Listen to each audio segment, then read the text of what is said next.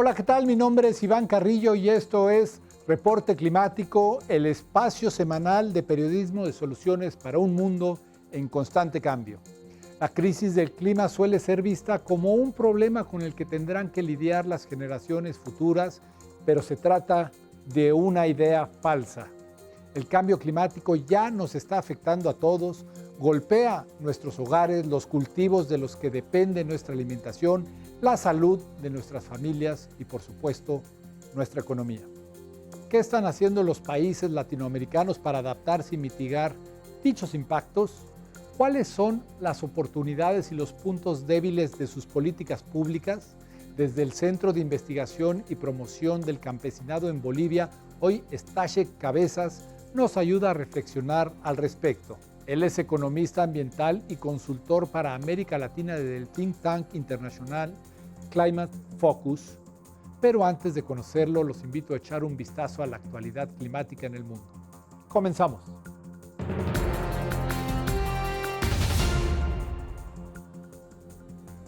Octubre de 2021 terminó sin un plan concreto sobre el clima por parte de las principales economías del mundo. Aunque durante la cumbre del llamado G20, por primera vez todos los países reunidos se comprometieron formalmente a impedir que la temperatura global aumentara más de 1.5 grados Celsius, ninguno dijo cómo ni cuándo lo logrará. Sumado a estas tímidas negociaciones, activistas señalaron que Rusia y China, dos de los grandes emisores de CO2 del planeta, prácticamente brillaron por su ausencia. Además, los líderes evitaron hablar de cero emisiones netas, el concepto en el que cada país debe absorber tantos gases de efecto invernadero como los que produce. El margen para llevar a cabo las acciones correspondientes es muy corto, pues el calentamiento del planeta ya se ha dado en 1.2 grados Celsius respecto a los tiempos preindustriales.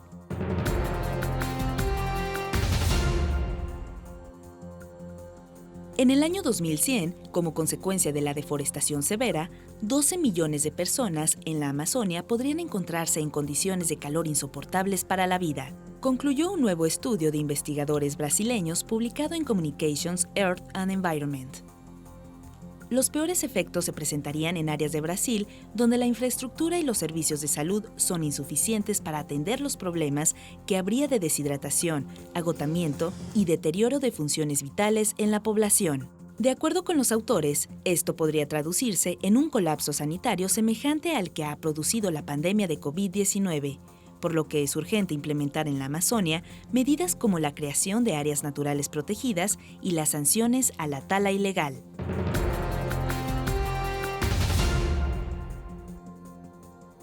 De acuerdo con la Organización de las Naciones Unidas, para el año 2050, el 68% de la población mundial vivirá en zonas urbanas.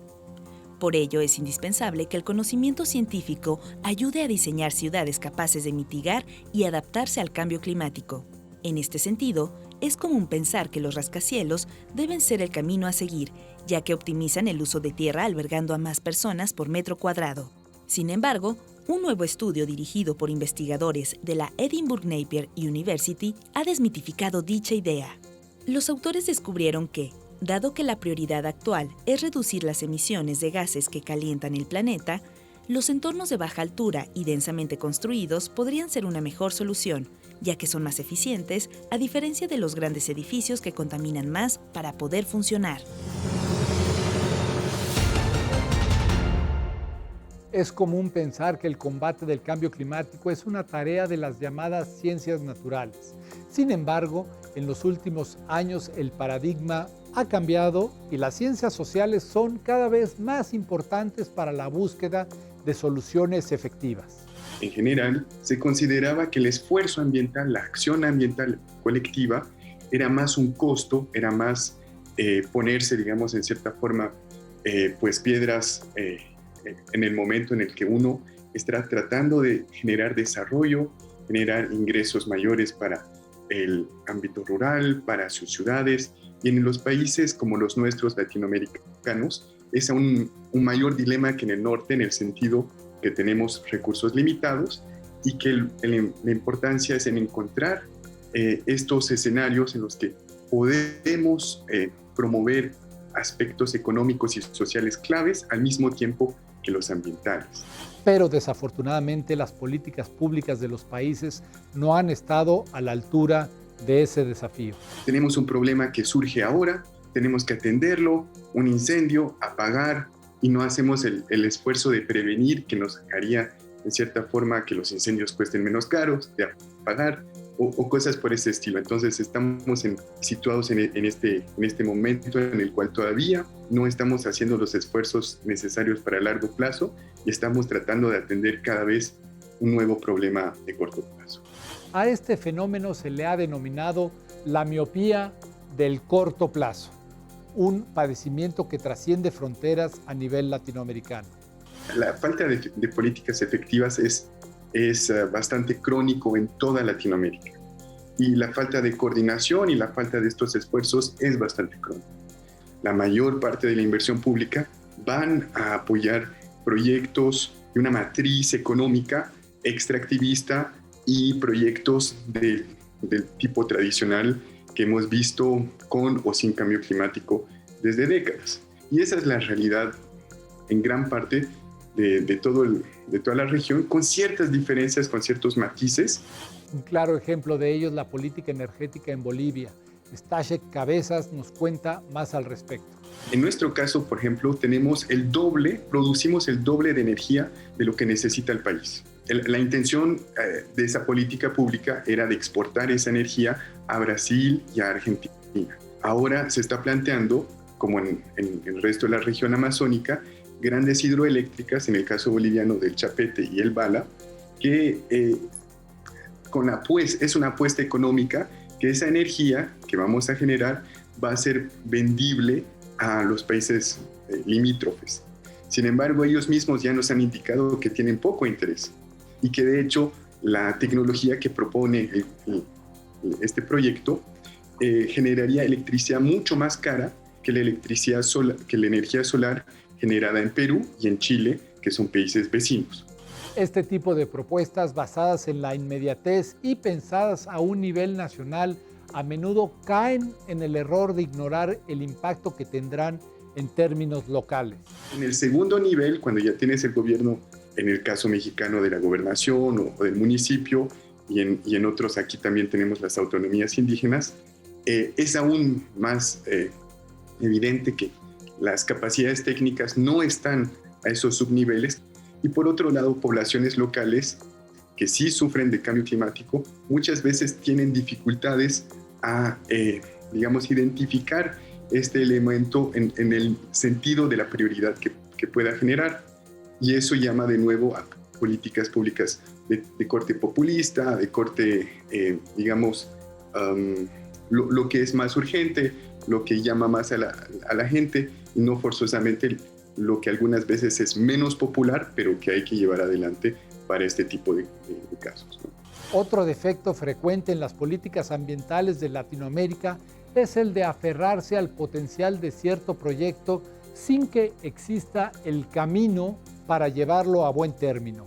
En este sentido, un caso emblemático es el del litio boliviano. Ha sido una apuesta bastante interesante que no ha sido exitosa en la medida que el gobierno no ha logrado todavía tener la capacidad tecnológica para hacer litio. Entonces, el día de hoy no exportamos, estamos todavía en fases de ensayos, en fases en las que exportábamos materia bruta, tenemos un cierto nivel de procesamiento, pero la apuesta que quería el gobierno era que si no hay industrialización, si no hay baterías que se crean aquí para autos y de repente autos, no vamos a explotar el salar de Uyuni y no lo vamos a llevar adelante. Bueno, 15 años después estamos efectivamente ahí, nuestros vecinos ya han empezado a hacerlo. Lo que es más preocupante es que en la región, que seamos los tres países, Bolivia, Perú y Chile, no nos hemos puesto todavía de acuerdo como un oligopolio para poder entender cómo podemos conjuntamente sacarle el mejor provecho y no volvernos agentes de la presión del mercado y de las demandas que hagan que los precios fluctúen, que alguno se beneficie, que el otro no, y encontrar un acuerdo regional que permita a futuro asegurarnos de que no nos pase lo mismo que nos ha pasado con todos los minerales que han pasado en la historia andina y latinoamericana. Ante esta situación de incertidumbre, una posible solución es recurrir a la economía circular. Veamos en qué consiste. La economía circular es un término que nos ayuda a entender el hecho de que dentro de un ciclo económico, de una cadena de valor que es desde la producción, los insumos que requiere, los procesos que se lleva adelante, el consumo, los desechos futuros, tratemos de entender de que se trata de tratar de minimizar todos los outputs, todos los desechos, todas las cosas que después no vamos a poder usar y de encontrar siempre formas de reutilizarlas, reciclarlas, para que en cierta forma sea un ciclo, digamos, de cadenas de valor y de economía el más cerrado posible y que implique el menos requerimiento de insumos. ¿Pero esta estrategia es realmente viable? La respuesta es sí. Stashek Cabezas comparte con nosotros un ejemplo de cómo implementar la economía circular. Tenemos más y más sistemas de tipo agroecológicos, de tipos agroforestales que se están generando. La ganadería en el día de hoy está empujando a la deforestación en grandes partes de la Amazonía y en el caso boliviano en la Chiquitanía. Tenemos una necesidad muy alta de tierra para poder generar carne. En la ganadería, básicamente necesitamos entre 5 hectáreas a 16 hectáreas en esas regiones para una cabeza de ganado. Y eso se debe a que los pastos no son óptimos, a que se está haciendo esto en zonas donde no se tiene cierta cobertura de bosques o de árboles. Entonces hay que pensar en un sistema en tierra forestal o en agroforestal y que sobre todo en el caso de la ganadería, una gran parte de las emisiones de carbono se dan en los desechos de los animales que generan mucho metano y es uno de los contribuyentes de emisiones de carbono más importantes en la región. Entonces, la economía circular, por ejemplo, llama a que ese tipo de desechos esté usado el día de hoy de forma un poco más tecnificada o de forma un poco más inteligente para justamente mejorar los pastos, para mejorar la agricultura del mismo productor, de forma a capturarlo y no dejarlo simplemente que se esparza en el aire. Bolivia es también el escenario de otro esfuerzo de economía circular con un enfoque más urbano. Llegó el momento en Bolivia, por lo menos, para que las ciudades establezcan sus primeros sistemas de recolección de basura masivos. Siempre han habido recolectoras y recolectores, como en muchos países, que son de la economía informal y que vienen a aportar con ese tipo de actividades. Entonces hay un grupo de jóvenes acá que se ha puesto las pilas y ha creado una aplicación de celular que permite al ciudadano de identificar cuando tiene un stock muy importante y de señalizarlo en una plataforma donde se encuentran recolectoras y recolectores. Y ellos ya pueden venir directamente a esta casa a recoger tanta cantidad que saben y pueden prepararse para tal efecto. Este es un recordatorio de que la economía circular depende de la participación de todos los sectores sociales. En el caso boliviano, uno de los más importantes está conformado por los pueblos indígenas con quienes la política pública sigue en deuda. Tenemos una población indígena mayoritaria y tenemos también lo que se llaman pueblos indígenas, que son organizaciones sociales de cultura, de lengua, de organización y de territorio indígena. Desgraciadamente, las organizaciones indígenas todavía son las más relegadas y las más marginalizadas del apoyo estatal y privado que se les pueda proveer. El horizonte para muchos de ellos el día de hoy es tratar de ver cómo pueden entrar a la ganadería, cómo pueden entrar a la agroindustria soyera, que es desgraciadamente lo único que está muy apoyado por el gobierno nacional. No hay evidencia de que eso vaya a cambiar, la política pública sigue en el mismo corte que se tenía antes y en el caso desgraciadamente de esas comunidades, lo más preocupante es que son ellas las que sufren más del cambio climático. Hemos llegado al final de Reporte Climático, periodismo de soluciones para un mundo en constante cambio. Les recuerdo que aquí reunimos a quienes desde Latinoamérica trabajan para enfrentar el mayor desafío de nuestros tiempos, la alteración del clima. Yo soy Iván Carrillo y los espero la próxima semana. Muchas gracias.